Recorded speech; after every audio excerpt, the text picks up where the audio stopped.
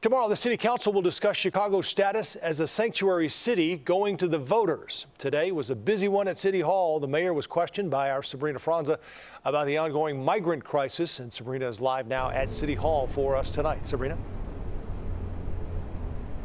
Joe, we've been covering the migrant crisis daily, and oftentimes we'll meet people who will ask questions about what this means for the city and how much it's costing the taxpayer. They ask us the same question that we posed to the mayor today.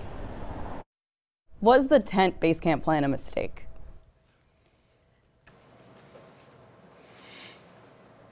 There were 4,000 people that were living in police districts and the airport. 4,000 sleeping outside on the floor. Now, could I ask a different question? Is it a mistake to not address the crises, to not plan for it?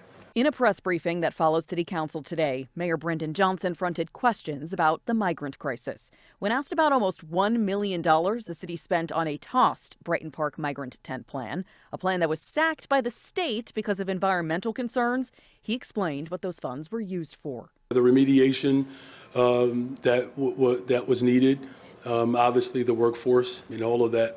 The contracts to remediate and again the workforce. Our sources say that number is actually much higher. Still, not a cent of it, the mayor says, went towards Garda World, the company that installed the tents. Governor J.B. Pritzker says Garda World ate the cost of the setup and takedown. They knew as they were building this shelter before the environmental report came in that it was possible that the environmental report wouldn't allow the completion rather of the shelter.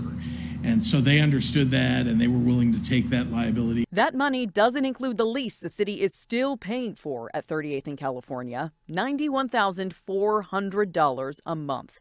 On the far south side, at a lot the city purchased for $1 and is not renting, the plan for tents is still on ice. Smaller brick and mortar spaces and churches have supplied space for migrants to stay in the meantime.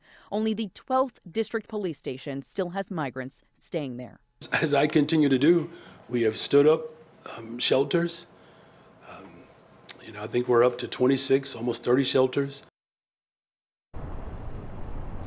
The state of Illinois has promised to turn a former CVS into a shelter to house around 200 migrants. A tent base camp would house upwards of 1,500 people. There are just under 600 migrants who are awaiting temporary shelter in the city of Chicago right now.